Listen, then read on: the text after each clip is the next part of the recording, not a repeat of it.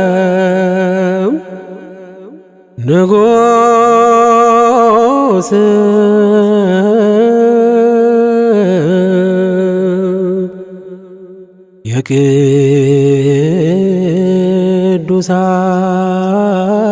የቅዱሳን ቅዱስ በስመ አብ ወወልድ ወመንፈስ ቅዱስ አሐዱ አምላክ አሜን። የሉል እግዚአብሔር ቤተሰቦች የእናታችን የእመቤታችን የቅድስት ድንግል ማርያም ወዳጆች በእግዚአብሔር ሰላምታ እንደምን ቆያችሁ? አሜን። ምሕረትና ቸርነቱን አብዝቶ እስከዚህ ያቆየን አምላካችን ስሙ የተመሰገነ ይሁን። አባታችን ሆይ የሚለውን ትምህርታችንን አሁን እንጀምራለን። ባለፈው ክፍለ ጊዜ አባታችን ሆይ በሰማያት የምትኖር ስምህ ይቀደስ፣ መንግስትህ ትምጣ፣ ፈቃድህ በሰማይ እንደሆነች እንዲሁም በምድር ትሁን፣ የዕለት እንጀራችንን ዛሬ ስጠን፣ በደላችንን ይቅር በለን እኛም የበደሉንን ይቅር እንደምንል የሚለው ድረስ ነበር የተማርነው። የዛሬ ትምህርታችን አቤቱ ወደ ፈተና አታግባን ከክፉ ሁሉ አድነን እንጂ የሚለውን አንቀጽ ይሆናል። እግዚአብሔር አምላካችን በቸርነቱ እንዲያስተምረን ቅዱስ ፈቃድ ይሁንልን።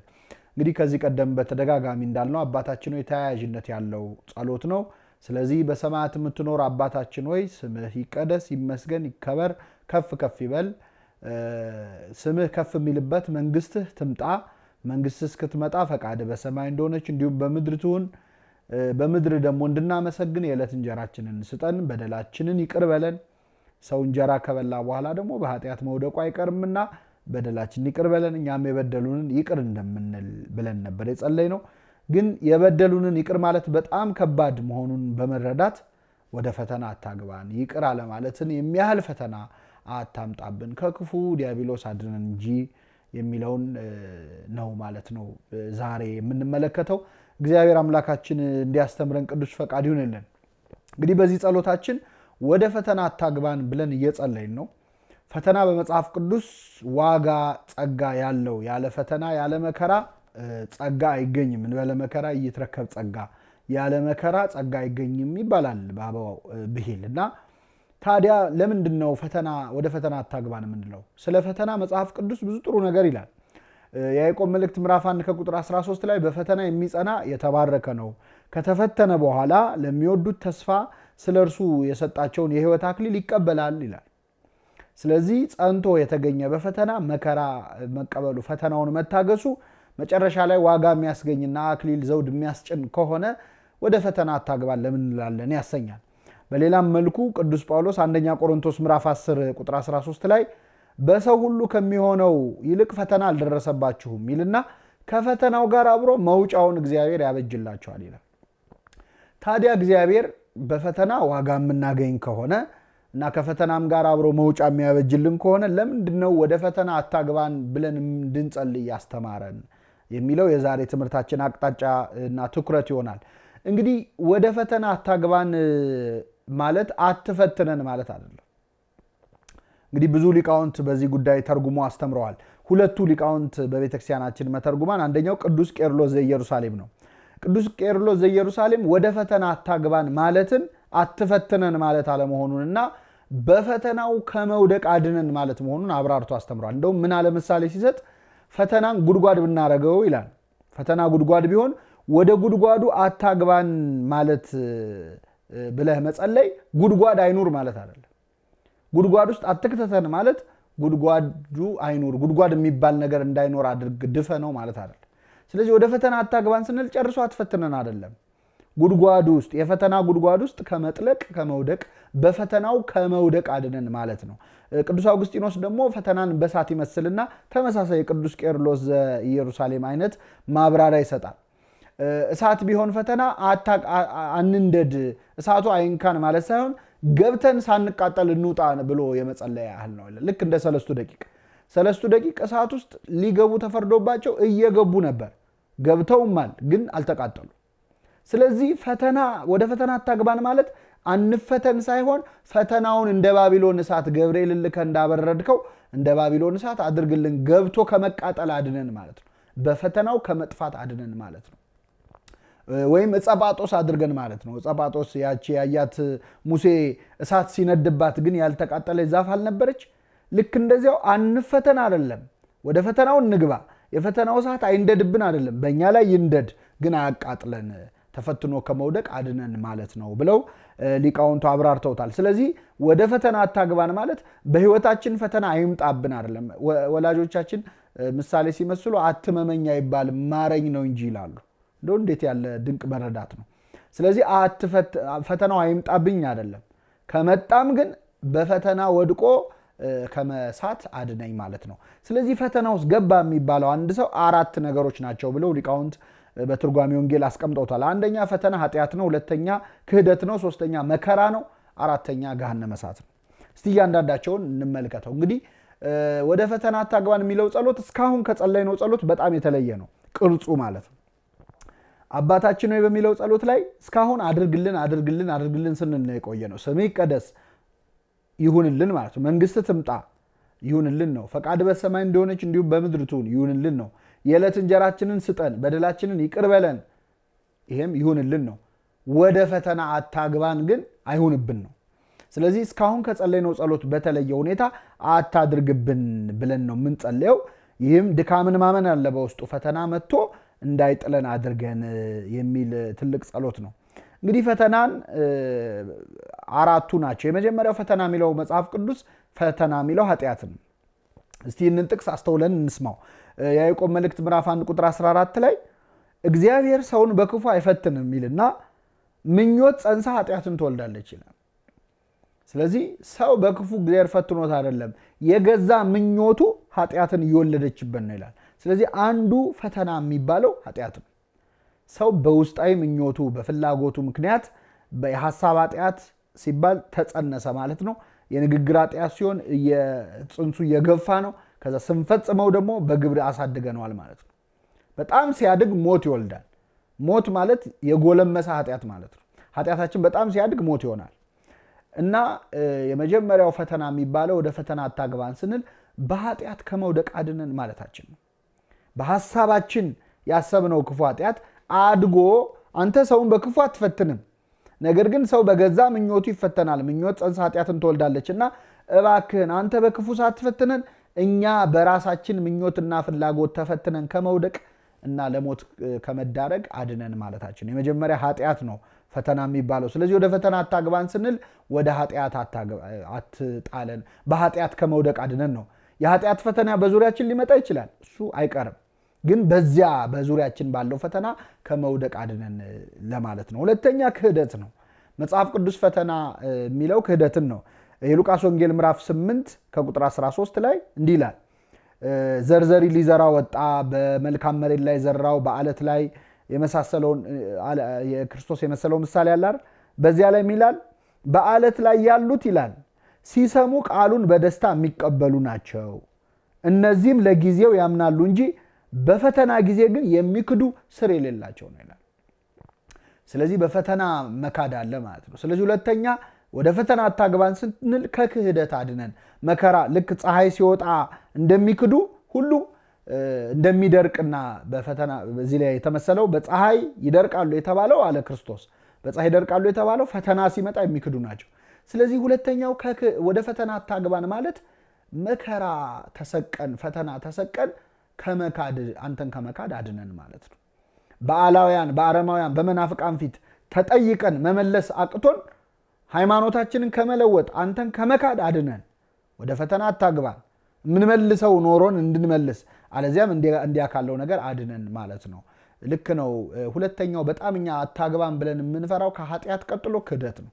ሰው ከካደ ተስፋ ስለማይኖረው ማለት ነው። የመመለስ ተስፋው ስለሚመነምን ከክህደት አድነን። አሁን እኔ በፍጹም ሃይማኖቴን እንኳን አልክድም ማለት በጣም ቀላል ነው። ሁላችንም እንላለን፣ እንፎክራለን። ግን ሁሉ ጻድቅ በጊዜ ርቱ ይባላል። በደህና ጊዜ በሰላም ጊዜ ሁሉም ሰው ጻድቅ። ግን ፈተናው ፈጦ ቢመጣ ልንክድ እንችላለን። ወአዲ ታውቀ ለነ ከመ ምንተ ንከውን። ወንድሞች ሆይ ዛሬ የእግዚአብሔር ልጆች ነን፣ ነገ ምን እንደምንሆን ገና አልተገለጠም ይላል። ትናንት በሃይማኖት በጣም ጠንካራ የነበሩ ሰዎች ዛሬ ክደው አምነው የማያውቁ እስኪመስሉ ድረስ እናያቸዋለን። እንዳይን ጠፍተው ማለት ነው። እንደዚህ ከመሆን ይሰውራል። ንስጥሮስ እኮ እንዴት ያለ በኋላ ምስጢረ ተዋህዶና የድንግል ማርያም ወላዲተ አምላክነት የካደው ሰው አስቀድሞ ግን ለንጉሱ የጻፈው ደብዳቤ የሚያሳየው ከዚህ ሀገር ክህደትን አጠፋልሃለሁ፣ መናፍቃንን አጠራልሃለሁ እያለ ነበር የሚፎክረው። ግን በተናገረው ተጠመደ። ስለዚህ ሁለተኛ ወደ ፈተና አታግባን ማለት ዛሬ እንዳመን ነገ እንዳንክድህ፣ አናውቅህም እንዳንል፣ በመከራ በፈተና ተሰቀን እንዳንክድህ ወደ ፈተና አታግባን ማለት ነው። በጣም ቀላል ሊመስል ይችላል፣ ግን ከባድ ነው። ከክርስቶስ ፍቅር ማን ይለየናል? ሞት ነው፣ ረሃብ ነው፣ ሰይፍ ነው፣ ስለት ነው ብለን ዘምረን ግን በትንሽ ነገር ልንሸሽና አናውቀውም ልንል እንችላለን። እና ወደ ፈተና አታግባን ማለት ክደት ነው። በወንጌሉ ትርጓሜ በፈተና የሚክዱ ስር የሌላቸው ናቸው የተባለው ለዚህ ነው። ሶስተኛው ፈተና አታግባን የተባለው ኩነኔ ነው፣ መኮነን ነው። ሰው ገሃነመ እሳት ከወረደ በእውነት በጣም የመጨረሻ ተስፋ የሌለው ፈተና ነው። ሁለተኛ ጴጥሮስ ምዕራፍ 2 ቁጥር 9 ላይ ገሃነመ እሳትን ፈተና ይለዋል። እንዲህ እናነባዋለን። ጌታ እግዚአብሔር የሚያመልኩትን ከፈተና እንዴት እንዲያድን በደለኞችን ይልቁንም በርኩስ ምኞት በስጋ ፍትወት የተሞሉትን ጌትነትን የሚንቁትን እየቀጣ ለፍርድ ቀን ይጠብቃቸዋል ይላል። ሲኦል አውርዶ ማለት ነው።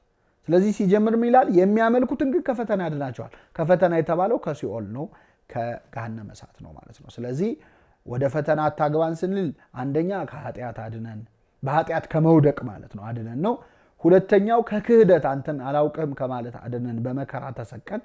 ሶስተኛው ደግሞ በመጨረሻ ገሃነመ እሳት ኩነኔ ከመግባት አድነን። ወደ ፈተና አታግባን ማለት ይሄ ትልቅ ጸሎት ነው። ወደ ፈተና አታግባን ብለን እንግዲህ የምንጸልየው ለዛ ነው። ሰው በኃጢአት እንደያቅሙ ይፈተናል። አንዳንዴ አሁን ይህ ፈተና ሆኖ ነው ብሎ የሰውን ፈተና ማቃለል አይገባም። ለአንተ ቀላል የመሰለ ፈተና ለሌላው ከባድ ሊሆን ይችላል። ሰው ሁሉ የሚወድቅበት ፈተና የተለያየ ነው። እንደየደረጃው እንደያቅሙ ይፈተናል።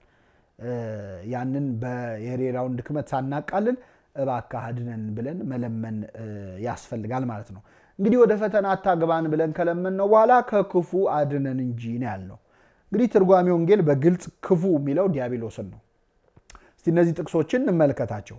የማቴዎስ ወንጌል ምዕራፍ 13 ከቁጥር 9 ላይ ቃሉን ሰምቶ በማያስተውል ሁሉ ክፉ ይመጣል ይላል፣ በልቡ የተዘራውንም ይነጥቀዋል ይላል። ወፎች ወሰዱት የሚለውን ኦፍ ስሩር ነድው ይባላል። ዲያብሎስ ማለት ትርጉሙ የሚበር ወፍ፣ የሚያቃጥል እሳት ማለት ነው ይላሉ ሊቃውንት። ስለዚህ ወፍ መጥቶ የተዘራውን ወሰደው በላው የሚለውን ክርስቶስ ሲተረጉመው ምን አለ?